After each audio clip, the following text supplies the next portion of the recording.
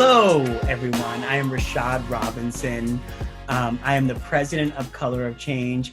And I am so excited about this conversation we're going to have today, and so interested in what we're going to learn, because today we have someone that's going to come and teach us some things and share with us some things. We have the new president of the National Education Association, sometimes known as the NEA, Becky Pringle. Welcome, Becky. It's so good to see you. Thank you, Rashad. It's good to be here. All right. Well, you've just become president of the largest labor union in the country at a crucial time for our nation on so many fronts, but in particular, as it relates to the education of our young people, as it relates to schools, as it relates to not just the infrastructure that it provides in terms of the health, safety, and future of our young people, but jobs, communities, and so much more. So I'd love for you to share a little bit about sort of what this moment is sort of presenting for you. And in that, maybe share a little bit for folks who may not know that much about the NEA and who are watching. Share a little bit more about the NEA and the scale and scope and what you all do in terms of working to fight for public education in this country.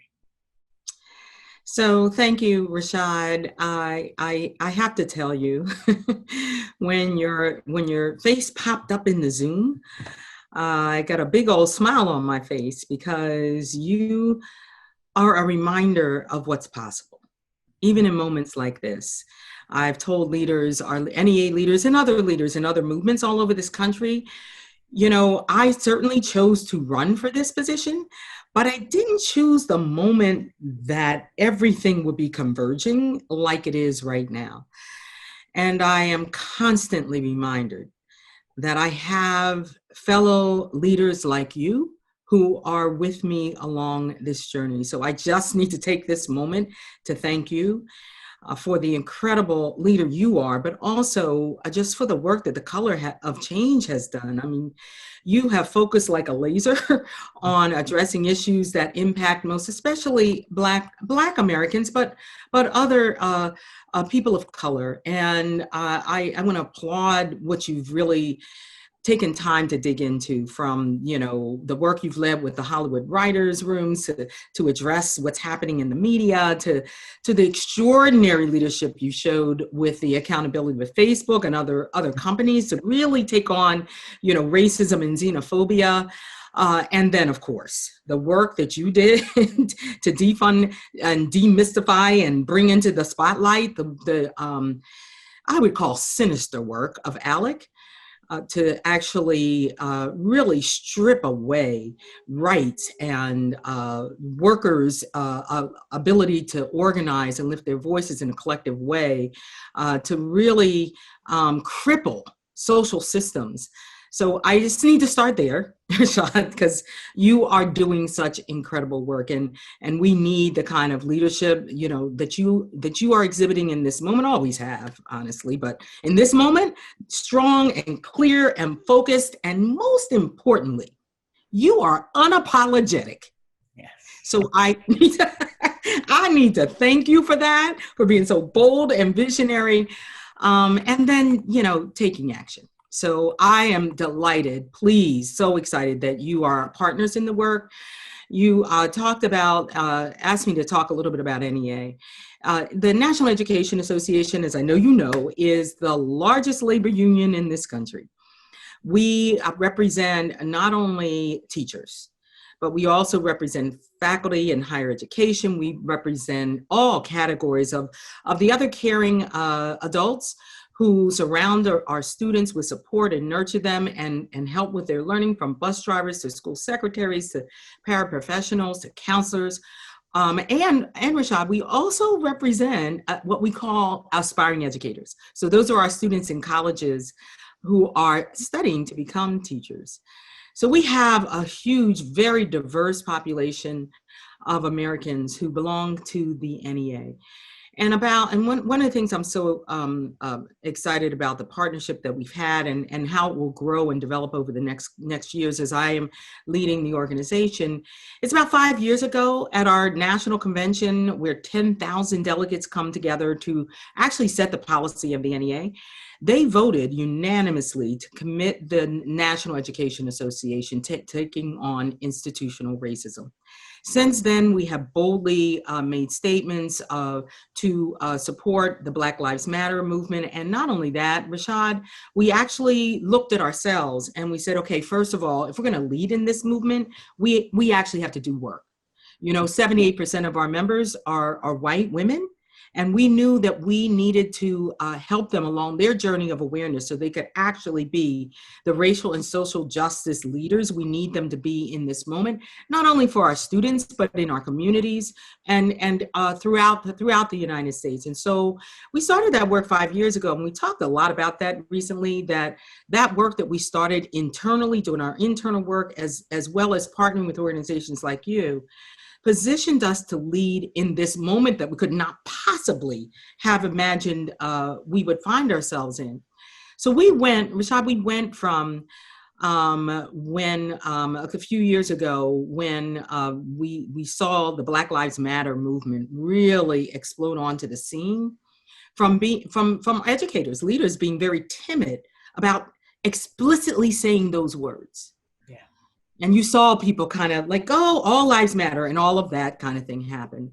And because of the training, the journey of awareness around around implicit bias, around white supremacy culture, around really challenging our own education and where we are in this moment, we, the National Education Association, actually, our leaders throughout our state affiliates, on our local affiliates, issued affirmative statements in support of Black Lives Matter. That is a huge change from where we were just a few years ago. And it really speaks to this moment in this country where we are reckoning with systemic and institutional racism that has existed forever. In education, the inequities existed forever. It's not that we didn't see them or pay attention to them, but now in this moment with the light shining, people are realizing they have to step up and be part of the solution, or accept the reality that they are part of the problem. That is such a great point. And I want to move into talking about COVID and the pandemic and how it's impacted our schools and the kind of work that NEA is doing. But, the disease has had deep disproportionate impact. I like to oftentimes say that the COVID-19 is not racist, but America's systems are, and America is. And as a result, the disease has exposed so many different aspects. Black communities are not vulnerable. Black communities have been under attack and have been targeted and exploited, and so this is not about fixing Black people and Black families, but about fixing the systems that have far too often hurt us and targeted us. And so, I'd love it, right, if you could talk a little bit and go deep with us a little bit as we've got, parents and folks with loved ones in schools. We've got, folks who are going into education, maybe watching. And I'd love it if you could talk a little bit about sort of what this transition has meant for schools and what NEA is sort of advocating for as it relates to ensuring that our students get the education that they deserve and that workers have the protection on the job. So that's a big question, Rashad. There's just no question this is a watershed moment in this country. And one of the things that I've talked to our members about, our leaders throughout the country, and our partners too, is that we've been, as educators, we've been standing in those gaps forever. You've heard about it. You saw it in the spring, really on everyone was watching as our teachers and our bus drivers were standing in those gaps in the moment. They were delivering food to not just their students, but they realized because they already know. They see students putting food into their backpacks all the time. So they know they're taking it home to their families. And so they were standing in those gaps, those food gaps. We had bus drivers who were driving on their buses to become hotspots so that our students could stay connected. We all saw all of that in the spring. But what I've been saying, Rashad, to everyone, is we can't only stand in the gaps right now. We have to do that. We have to do that. Mm-hmm. We have to, it's Maslow's hierarchy of needs. We have to address those basic needs right now, because our students are suffering right now. They're hungry right now. They don't have access to, the digital divide is impacting them right now. They don't have access to technology and tools right now. So we're doing right now kind of things, actions. But what I've challenged us, and this is what we're working on, Rashad, is we are thinking deeply about the solutions that we are putting in place in this moment and how we will build that bridge to that aspirational vision we have. So let me talk a little bit let me dig into that a little bit. Mm-hmm. What I've said to our members and to our partners and everyone who will listen to me, this is the vision that I have.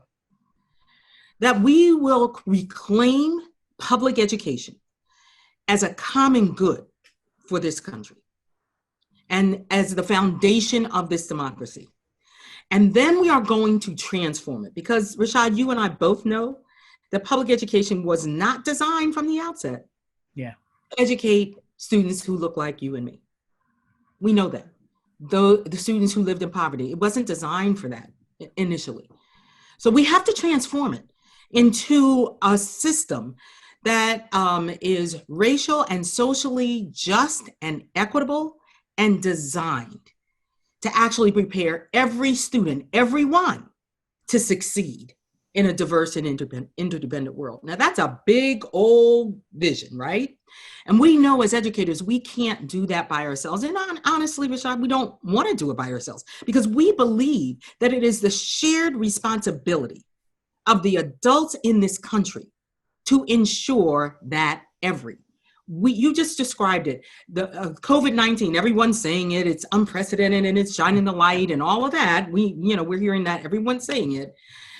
And what we are doing with our leaders is we are preparing them to lead in a way that really says and puts front and center that for our students to learn, we have to address the institutional racism that exists in all of the social systems.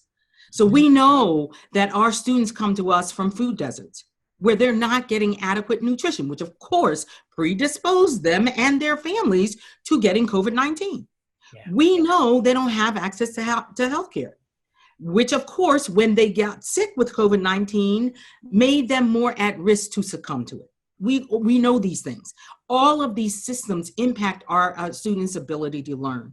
We know that economic inequality in this country that is just growing every single day. We see these billion-dollar corporations who have profited during this time, and we have more and more students who are going into homelessness. And so we have to deal with all of those systems. So that means that we have to partner in real and deep ways with all of the people, organizations, governments, local, state, and national, to actually form what I have talked about, and that is a collaborative partnership. And how we're doing it within the NEA is we are training our members, our leaders, to form we're calling labor management collaborations. And in those places in the country, Rashad, where we're out in front of that over the last couple of years, we had a national call to action about 1.5 years ago, and we formed that partnership at the national level, and then we partnered at the state and local level. In those places where they had those partnerships, they actually came together in this moment, and they designed plans that were grounded in safety and science. Something as a science teacher, can I tell you how disturbing and outrageous it is that Donald Trump is not focused on science, and anyone else is not focused on science? Are you kidding me right now? I'm teaching 8th graders about that, Rashad.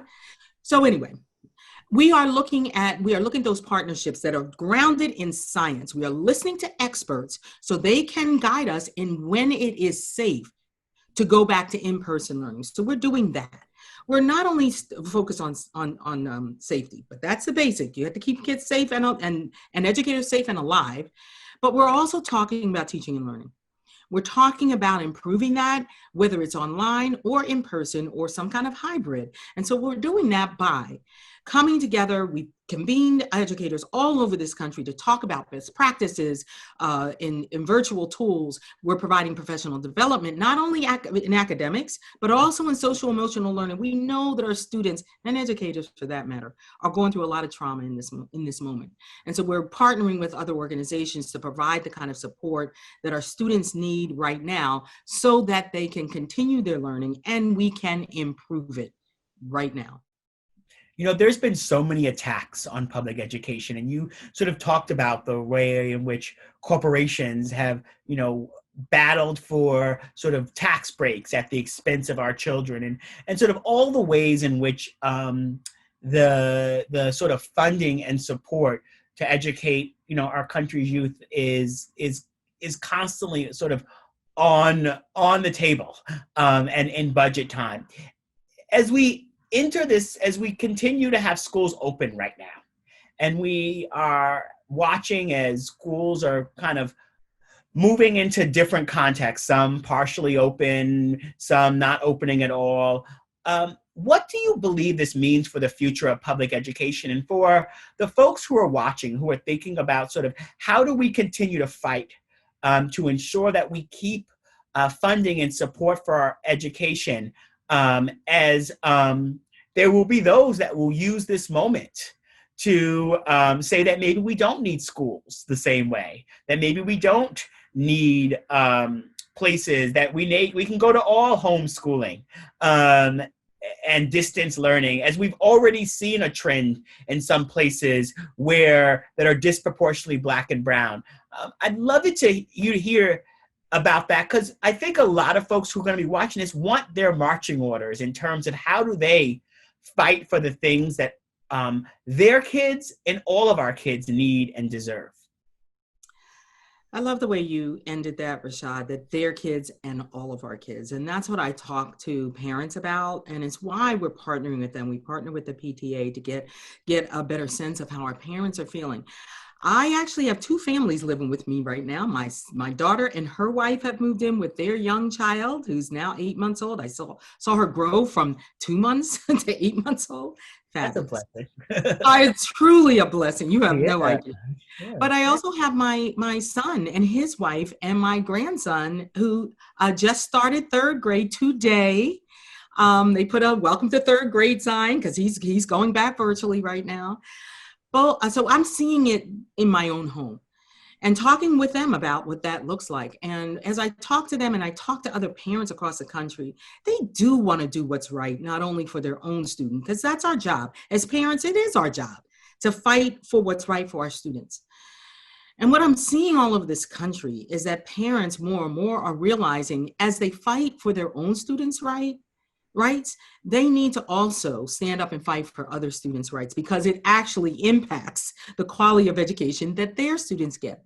So you saw this in the spring, and that hasn't changed in the fall. As we actually did partner with the PTA to do a survey of parents. And that hasn't changed, that parents believe in public education. They want their public education system to work, their local public schools. They want them to be funded adequately. They want to make sure that their students have what they need when they need it. And they are willing to fight to make sure that happens.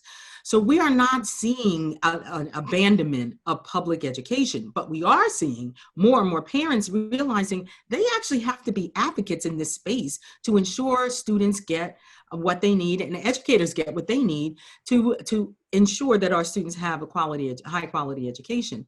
And so we are seeing many, many more parent activists in that space. Of course, we're seeing Betsy DeVos trying to use this moment, which is really sad, and just callously disregarding the safety of our students. So, asking or demanding that our students go back and threatening to take away much needed funding at a time when our states and localities are suffering from funding. We're laying off almost 1 million teachers and other educators at a time when we need more. All of that is happening under Betsy DeVos's reign. Of course, you saw recently her actually saying, and by the way, let's test them. Let's test and punish, blame and shame our students and their communities and their parents. Let's keep doing that because we want to spend money on that. We don't want to give our students PPE and our teachers sanitary stations, but we do want to give them tests. That's what we want to do. We want to make sure the big testing companies get their money. So that's what she's focused on. We know that. And we know that, of course, she tried to put in, and Donald Trump is doing the same, trying to put into the latest HEROES Act that's stalled in the Senate. Because again, Mitch McConnell doesn't seem to care that our kids don't have what they need, but it's stalled there because they're trying to play games in, as always, trying to dismantle and destroy public education by schemes, privatizing schemes, voucher schemes, all the usual. This is not new. But what we're seeing, Rashad, is that our parents are standing by the public education system because they know that it can't be one student. It has to be every student. If we are, as a society, if we are not focused on ensuring every student can live into their brilliance, then it's gonna impact the health, safety, welfare, and the pursuit of happiness for other students. And more Americans see that and understand that, and they're seeing their role in that. But here's the thing. We know that our public schools have not met the needs of our Black and brown students, our students living in poverty, our students with special needs. We must do better.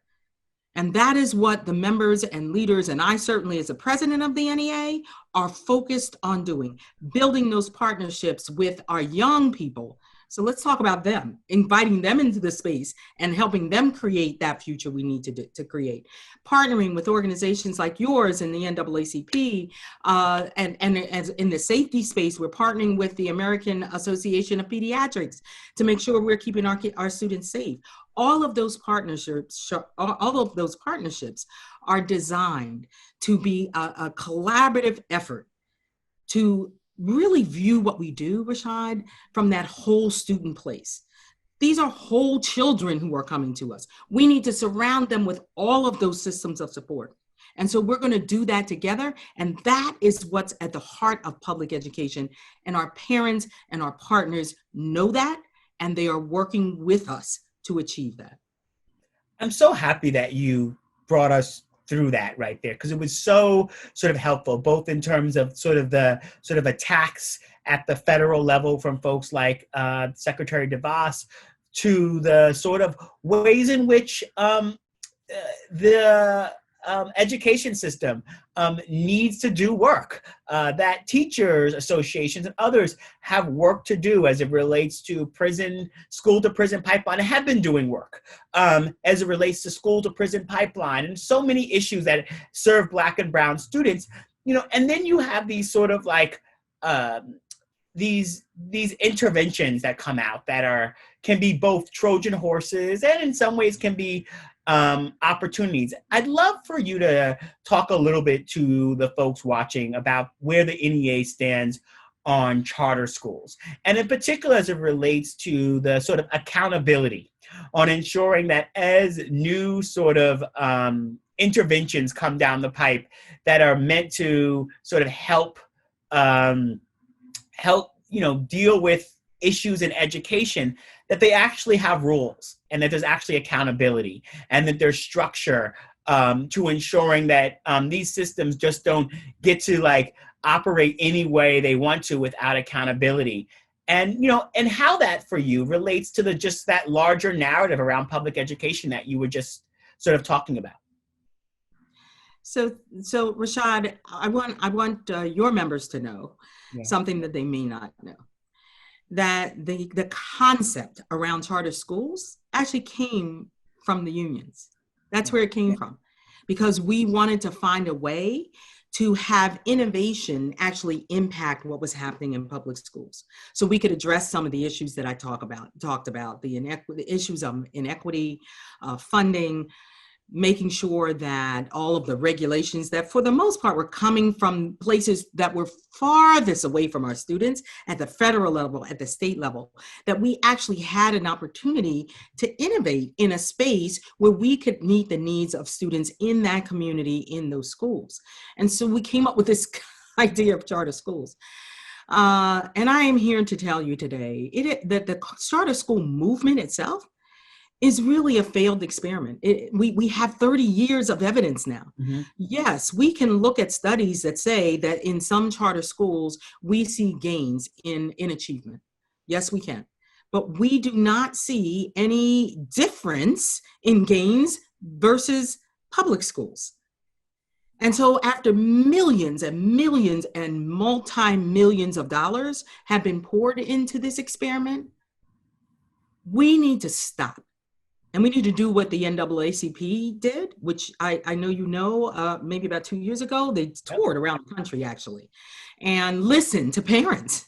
They went from community to community and listened and ultimately issued a report that they said we need to have a moratorium, and we need to dig down into this evidence we now have. So some of it was based on what you just said around the transparency, particularly into the financial operations, because we've seen so many of them in the news around malfeasance as it relates to finances. We've seen so many in the news that have shut down and then sent the students back to the public schools.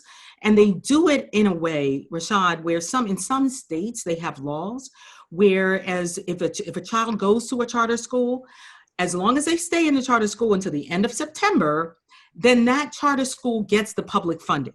But if they send them back October 1st, the funding does not come back with them.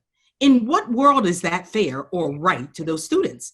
Because now you send them back to the public school without the funding, and the charter school keeps the funding. And you and I both know which students those are.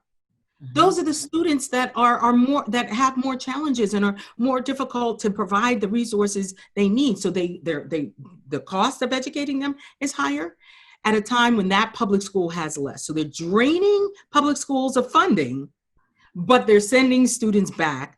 And of course, the public school doesn't get to decide what students they have. They take all students. The charter schools have that flexibility. So we know that there are just things in the charter school movement that are just wrong and unfair. But let's go another step, Rashad. And this is where going back to the millions of dollars. Yeah. We know that it has become an industry that is not focused on helping our students, or certainly not focused on helping the system to improve, which was the original intent. We know that we have people who are making money off of our children. That is not okay. And we need to expose that. We need if we are in a position to continuously learn from charter schools, absolutely, let's do that. But that we should not be designing a system, because that's what's happening right now. A system that is designed to help some students, a system that now that we're digging down into it is actually adding to resegregation of our schools. So we have to peel that apart and understand what's happening and get back to making sure that every student has that opportunity and access. I really appreciate that. And, earlier you talked about some of the wraparound aspects that impact our young people, that impact sort of their lives, and sort of how the NEA and teachers have to respond to those things. I'd love it if you could talk about just a couple of those things. One is, your support for the HEROES Act as a sort of piece of legislation to provide educators and students and families what they need through this crisis. At Color of Change, we've actually been doing some work on the ground in local communities around demanding access to broadband.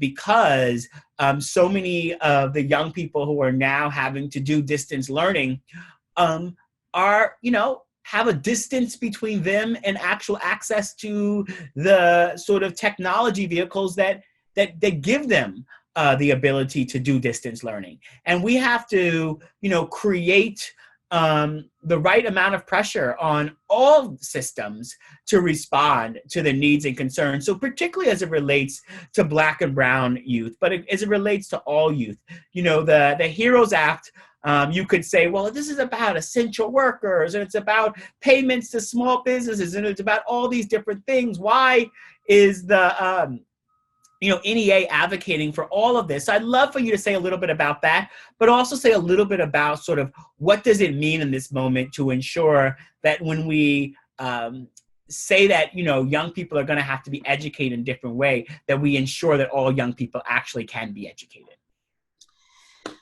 So, Rashad, thank you, of course, for the work you're doing to ensure that everyone understands how important this HEROES Act is, not only to our students, but to our economy, to this country. We advocated when the HEROES bill was moving through the House of Representatives. We advocated for a direct funding stream, almost $200 billion, to go to education for the things that you just said, because we know, first of all, there are inequities that have existed, and so we have to fill those gaps. We know the digital gaps are there. We know we have to provide additional nutrition for our students. So we, in the earlier HEROES, in earlier CARES legislation, we actually were able to get some additional money put into those nutritional programs that we know our students and their families rely so much on. We have to continue to do that. We know that our schools are in disrepair. You've heard about safety and ventilation and all of those things. And we know that too many of our schools where our Black and brown students attend already had air quality issues. So we want to make sure that as this funding is appropriated in this latest round, that we can get at some of those systemic issues. And here's the thing, you started out your question with talking about the wraparound services. Yeah. One of the things that we understand as educators is if our state governments and our local governments are suffering from the economic downturn, then all of those services that we need to surround our students with support are going to be decimated. And that's happening already. So it can't only be about the funding specifically to education, but it's got to be that funding. We and in the HEROES Act, we call for $900 billion to go to our states and localities so that they could build up their economies. And we had the healthcare, and we had we dealt with some of the economic inequalities, and we made sure that workers had income so they could feed their families. All of those things that impact whether our students can learn. So we are fighting for that. Right now, we know that the Trump administration and Mitch McConnell are fighting against that. They are not including in their version that state and local relief. We must have that. Otherwise, we're going to destabilize further our communities and our states. And we know that our students need them for all of those services so that they can come to our schools ready to learn. And then you said something else, Rashad, that I want to say in this moment. Mm-hmm. So you talked about the wraparound services. And one of the things that I did, one of the first things I did when I became president is I asked our staff to do an assessment. I wanted them to go out and do just a little bit of field research for me, because I had a theory. I had a theory that in those schools and communities where they actually had worked together to put in place community schools, and they put them in place following all the pillars that we at NEA have outlined that need to be in place that really support the kind of collaborative partnership that must exist between schools and communities. I wanted to know how they fared during the pandemic. And this is what I found out, that those schools, those community schools, were doing, and the students and the communities were doing so much better. And it makes sense, right? Because they had already built those partnerships. And what they told me was that in those schools where they had the partnerships with the local hospital, for example, and already had the partnership there, that those local hospitals were opening up their doors to those families that needed that immediate attention, because either they were suffering from COVID-19 or they needed to get testing. So they provided those services, and they were providing them in school spaces, making sure everything was safe. They already had those partnerships with the Boys and Girls Club. They already had those partnerships with the food pantries. They already had them in place. So their students weren't going hungry. The families were getting fed. They had access to training so that they could work toward getting other jobs if they had been laid off. They went into action like that, Rashad. And so that's what we are fighting for. Even in the funding that's coming from the HEROES Act, we want it designated to establishing more community schools. So we are surrounding our students with those services. And then something else you said that I really want to lift up in this moment, especially for our communities, Rashad. Whenever there's any reporting or the language, because words matter, the language that is used, they always talk about our communities from a place of a deficit. Yeah. That makes me crazy. And it not only makes me crazy because I know the riches that are in our communities, but it diminishes us as partners in providing our students with what they need to be successful. And I know all the work that people in our communities are doing to do just that. So we are approaching it from a place of our communities are assets, and we are mining those assets, and we're partnering with them to provide our students with what they need so they can be successful. And our students are seeing their community members do that. Yeah. It makes a difference. They see that our students are seeing adults treat them as though they care about them, and that they see them, they hear them, they see their humanity. Yeah. I mean, people are way more likely to respond to seeing themselves in as the protagonist in their story than anything else, right? And I like to oftentimes say that Black folks are the protagonists in the American story of education, right? No group of people have had to fight longer, fight harder, simply to learn how to read, have had to face more indignities in the struggle for education, and have had to, achieve despite so many obstacles and barriers. And that's what a protagonist is in any story. And there are many protagonists in this story of education. It doesn't have to be one. But as long as we remember that Black folks are one of those protagonists, we can approach these conversations from a place of how do we uplift, fight for, and support the hero in our story, rather than something else that oftentimes becomes part of the story about how we talk about education. And so, we're almost out of time, but I wanted to just wrap up with a couple of things. One is that, it would be a huge miss for me to have this conversation with one of our country's most powerful leaders in education, the leader of the largest labor union, and not talk about the election. And not ask you about what NEA is doing, both in terms of mobilizing your members around this election and mobilizing their families and their networks with a deep recognition that, as you said, 70% of your members are white women. You have a tremendous opportunity to be able to connect the very real issues in this election with an opportunity for people to fight for a progressive future, a future where our students and our communities have the things that they need. So I'm just interested to hear a little bit about what you all are doing, what you have planned, how you are working to translate this moment of caring and awareness into action. So a couple of things, Rashad. We are leading everyone toward our site, educatingthroughcrisis.org, because here's the thing. We have to take a holistic approach to all of this. One of the things I say to our members, I like to paraphrase Plato. Anyone who thinks they are too good or too smart to be involved in politics will be ruled by those who are neither good nor smart. Yeah. So I think, and can we drop the mic now? Yes. And here's the thing, when I became a science teacher over 30, none of your business years ago, I didn't have a clue, Rashad, I didn't have a clue that public education would soon become a notion at risk. Yeah. And I realized very quickly that I had to think about the moral obligation and professional responsibility I had for students, children beyond the confines of my own classroom.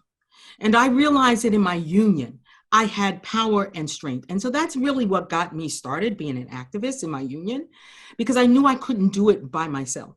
And I soon learned that every decision that's made for our students about public education, about my classroom, about educators, every decision is a political decision, every one, from the school board to the White House.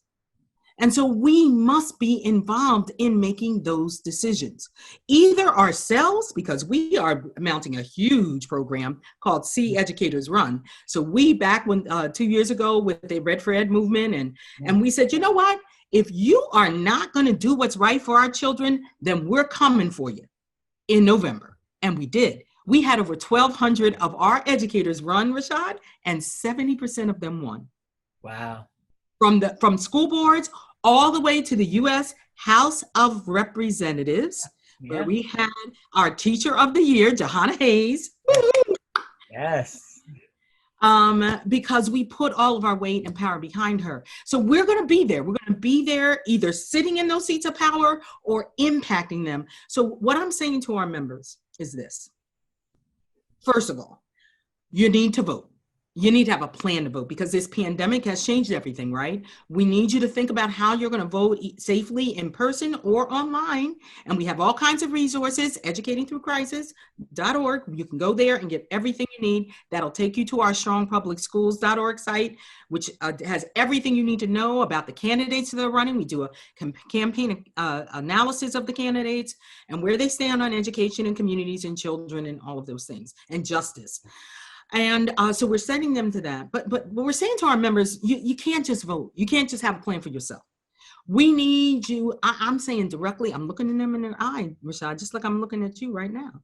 And I'm saying that I need you to get everyone who likes you or loves you or intends to keep living with you, like my children downstairs. I need them to vote. I need them to have that plan in place. I need them to show up. Everyone is saying this is the election of your lifetime. You know, it sounds really trite. And I've been trying to find the right words to say so that people understand that our democracy is at stake in this moment. But you are seeing people who are doing things who are speaking up from both sides of the aisle. I don't care what their political affiliation is. They're realizing that our democracy is at stake in this moment, and they have to do everything they possibly can to save it. And that's what I'm saying to our members. So we are uniting them. We are working with partners. We are with Fair Fight, with Stacey Abrams organizations, with youth organizations, New American Majority organizations, all of those to protect the right to vote, because you know there's a lot of suppression going on out there. So we're working collaboratively with them. And we're asking our members to stand up and volunteer, because we need them. I don't know if you knew this, Rashad, but 1 in every 100 Americans is an NEA member. Yeah, we have members in every congressional district. We actually have the power to influence the outcome of this election. I get very excited about that, Rashad. And so I am doing everything I can possibly do to harness that power and leverage it in a way that we elect pro-public education candidates all up and down this ballot. And that come this January, we don't just elect them, but we hold them accountable. So we have convened educators all over this country. We are influencing and quite honestly have already influenced policy of Joe Biden and Kamala Harris. And we are all in to make sure that we have that racial and socially just and equitable public education system that's designed so that every student, everyone can live into their brilliance. I love that. I think that that's just a brilliant and beautiful way to close us. And it really does focus on the future, but the future from a place of power, right? What does it mean to translate our power and our infrastructure? And so I want to encourage people who are watching to go to educatingthroughcrisis.org. That's educatingthroughcrisis.org. Sign the open letter from the NEA. to school boards. That is going to be so incredibly important. So educatingthroughcrisis.org, sign that letter, get involved. We are all going to have to be our brothers and sisters keeper through this struggle of both ensuring that our students have what they need and that our communities have what they need and deserve. And so I just want to thank you for your leadership, Becky, for your partnership with us at Color of Change. We are better off for the partnership, for being able to work collaboratively together. And I want to just thank you again for your just the way that you are continuing in your entire organization, lead us through this moment while also dealing both with the external and internal ways that we all have to grow into this racial justice moment. Thank you so much, Rashad. I am driven by my passion and responsibility. We have a powerful preamble to our NEA mission, that we, the members of the National Education Association of the United States of America, are the voice of education professionals. Our work is fundamental to this nation, and we accept the profound trust that has been placed in us. In this moment, Rashad, our babies are depending on us to be worthy of them. It's a great way to end. Thank you very much, Becky. Thank you.